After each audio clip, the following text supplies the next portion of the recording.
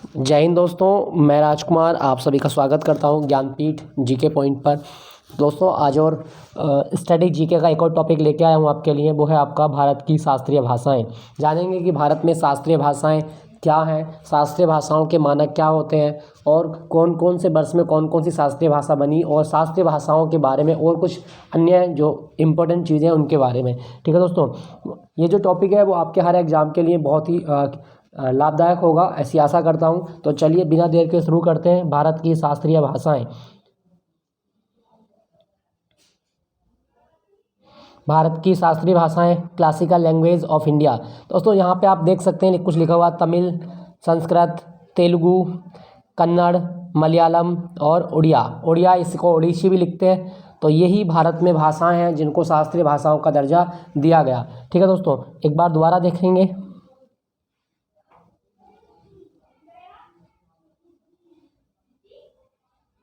दोस्तों बात करें भारत में शास्त्रीय भाषाओं की, तो भारत में अब तक 6 भाषाओं को शास्त्रीय भाषाओं का दर्जा दिया गया है। ये भाषाएं हैं तमिल। वर्ष 2004 में तमिल भारत की पहली शास्त्रीय भाषा बनी।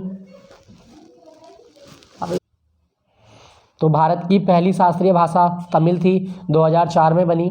उसके बाद में भारत की दूसरी जो शास्त्रीय भाषा थी वो थी संस्कृत। 2005 में संस्कृत को शास्त्रीय भाषा का दर्जा दिया गया।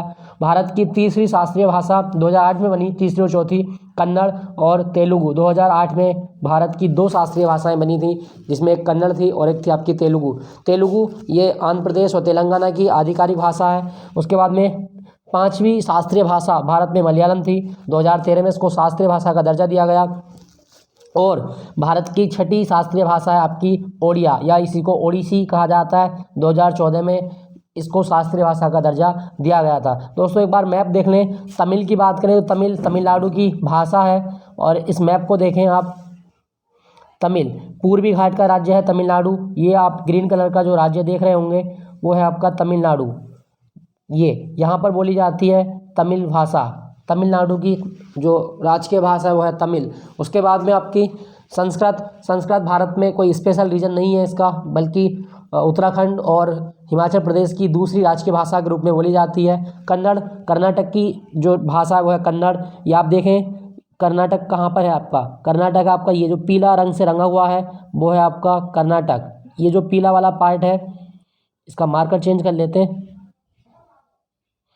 दोस्तों ये जो पीला पार्ट है आपका, ये कर्नाटक वाला पार्ट है। तो यहाँ पे बोली जाती है कन्नड़ भाषा। उसके बाद में तेलुगु की बात करें तो आंध्र प्रदेश की भाषा, ये जो रेड वाला भाग है ये यहाँ पर बोली जाती है आपकी तेलुगु। और आंध्र प्रदेश के अतिरिक्त तेलंगाना की राजभाषा भी है तेलुगु। तेलुगु के बाद में मलयालम। ये केरल है आपका साउथ में, पश्चिमी घाट का राज्य है साउथ में, वो है आपका केरल। ये जो मैंने रंगा है वो है आपका केरल, और केरल में बोली जाती है मलयालम। मलयालम के अतिरिक्त उड़िया।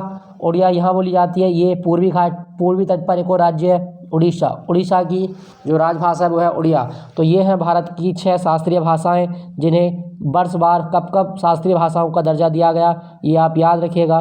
कौन कौन सी शास्त्रीय भाषाएं भारत में, तो पहली तमिल शास्त्रीय भाषा थी, दूसरी संस्कृत 2005 में, तीसरी और चौथी कन्नड़ और तेलुगु 2008, 5वीं शास्त्रीय भाषा मलयालम और 6ठी शास्त्रीय भाषा ओडिया 2014। आइए एक एक करके बात करते हैं इन भाषाओं के बारे में।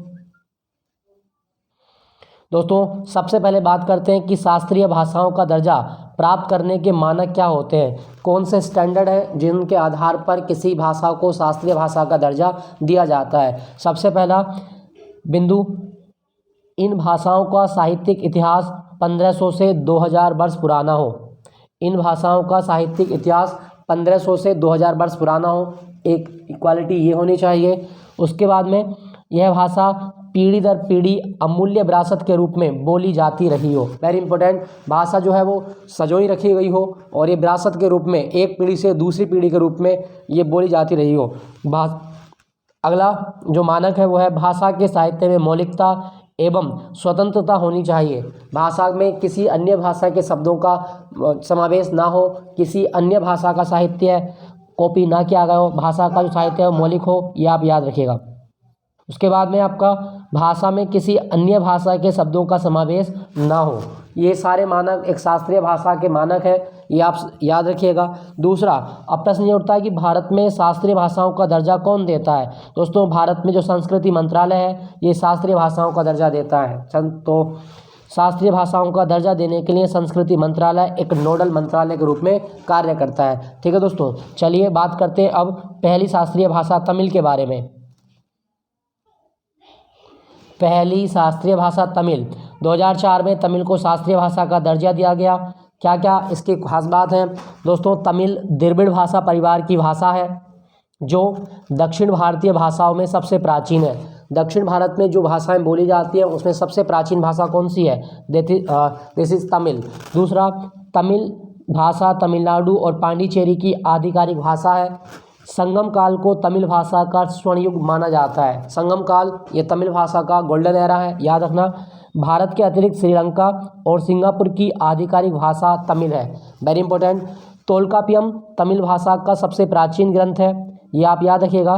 तोल्कापियम तमिल व्याकरण, इसमें तमिल व्याकरण, तमिल साहित्य और तमिल भाषा विज्ञान का वर्णन किया गया है। तो याद रखिएगा तोल्कापियम किस भाषा का ग्रंथ है? वो है आपका तमिल भाषा का।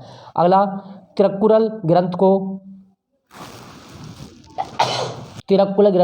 को तमिल भाषा की बाइबल कहा जाता है, वेरी इंपॉर्टेंट। तमिल भाषा की बाइबल किसे कहा गया है? तिरुक्कुरल को कहा जाता है। तो दोस्तों, ये थी तमिल भाषा जो भारत की पहली शास्त्रीय भाषा है, दक्षिण भारतीय में भाषाओं में सबसे प्राचीन है और द्रविड़ भाषा परिवार से इसकी उत्पत्ति हुई है। पांडिचेरी और तमिलनाडु की आधिकारिक भाषा है तमिल। अगली शास्त्रीय भाषा की बात करते हैं। नेक्स्ट क्लासिकल लैंग्वेज, वो है आपकी संस्कृत। संस्कृत भारत की दूसरी शास्त्रीय भाषा बनी 2005 में, ये आप याद रखिएगा। संस्कृत हिंद यूरोपीय भाषाओं की इंडो आर्यन शाखा की भाषा है। यह विश्व की सबसे प्राचीनतम भाषा मानी जाती है। इस दुनिया में जो सबसे प्राचीन भाषा है वो है आपकी संस्कृत। संस्कृत को भारतीय भाषाओं की जननी माना जाता है। भारत में जो भी भारतीय भाषाएं हैं उनकी माता माना गया संस्कृत को। संस्कृत को देव भाषा, देववाणी, गिवाण भारती आदि नामों से भी जाना जाता है। ठीक है दोस्तों, बात करें आगे कि भारत में उत्तराखंड और हिमाचल प्रदेश की दूसरी राजकीय भाषा के रूप में संस्कृत एक आधिकारिक भाषा है। तो उत्तराखंड और हिमाचल प्रदेश की द्वितीय राजकीय भाषा है संस्कृत, वेरी इंपॉर्टेंट, याद रखिएगा। दुनिया की सबसे प्राचीन भाषा है संस्कृत, भारतीय भाषाओं की जननी संस्कृत को माना जाता है। तीसरी भाषा के ऊपर बात करते हैं। तीसरी भाषा कन्नड़, 2008 में कन्नड़ को शास्त्रीय भाषा का दर्जा दिया गया।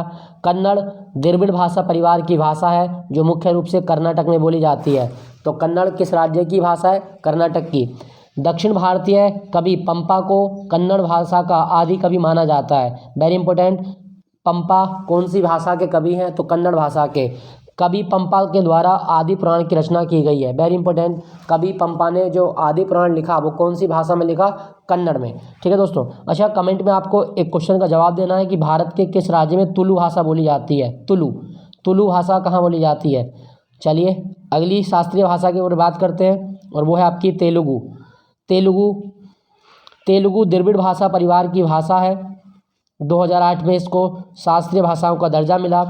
तेलुगु भारत में आंध्र प्रदेश और तेलंगाना की आधिकारिक भाषा के रूप में बोली जाती है, याद रखना। आंध्र प्रदेश और तेलंगाना की आधिकारिक भाषा है तेलुगु। दोस्तों, तेलुगु को इटालियन ऑफ द ईस्ट भी कहा जाता है, very important. Italian of the east किसे कहा गया? तेलुगु को। अगला, नन्ने भट्ट को तेलुगु का जनक माना जाता है, ये आप याद रखिएगा। नन्ने भट्ट ये तेलुगु का जनक है, यहाँ पे जनक छूटा हुआ है तो तेलुगु का जनक है नन्ने भट्ट, वेरी इंपॉर्टेंट। 2011 की जनगणना के अनुसार मराठी के बाद तेलुगु भाषा भारत में चौथी सबसे ज़्यादा बोली जाने वाली भाषा है, ये आप याद रखिएगा। तो तेलुगु भाषा कहाँ पर बोली जाती है? आंध्र प्रदेश में और तेलंगाना में। इटालियन ऑफ द ईस्ट कहा जाता है, ये भी आप याद रखिएगा। अगले बिंदु की ओर चलते हैं। अगला क्वेश्चन, अगली भाषा वो है आपकी मलयालम। मलयालम भाषा द्रविड़ भाषा परिवार की सबसे छोटी भाषा है। मलयालम केरल और लक्षद्वीप की आधिकारिक राजभाषा है, वेरी इंपॉर्टेंट। केरल और लक्षद्वीप की आधिकारिक राजभाषा है आपकी मलयालम। भारत में सबसे पहला ज्ञानपीठ अवार्ड 1965 में मलयालम भाषा के कवि जी शंकर कुरुप को दिया गया था, जयशंकर कुरुप को मिला, ये आप याद रखिएगा। मलयालम भाषा केरल की भाषा है और द्रविड़ भाषा परिवार की सबसे छोटी भाषा है मलयालम। दोस्तों, लक्षद्वीप में एक भाषा और याद रखना, महल। भारत के किस क्षेत्र में महल भाषा बोली जाती है? लक्षद्वीप में। अंतिम शास्त्रीय भाषा की बात करते हैं और ये भाषा है आपकी ओडिया। ओडिया या ओडिसी इसी को कहा जाता है। वर्ष 2014 में ओडिया को शास्त्रीय भाषा का दर्जा दिया गया। ओडिया आर्य भाषा परिवार की भाषा है जो उड़ीसा की आधिकारिक भाषा के रूप में बोली जाती है। ओडिया भाषा का सबसे पहला उल्लेख भरत मुनि के नाट्य शास्त्र में मिलता है। वेरी इंपॉर्टेंट, भरत मुनि के नाट्य शास्त्र में ओडिया भाषा का सबसे पहला उल्लेख मिला। तो दोस्तों ये थी भारत की शास्त्रीय भाषाएं। आई होप ये वीडियो आपको पसंद आएगी। तो मिलता हूँ आपको एक और नए स्टडी जीके के टॉपिक के साथ। तब तक मेरे साथ बने रहिएगा। अपना ख्याल रखें। जय Hind, take care, bye bye.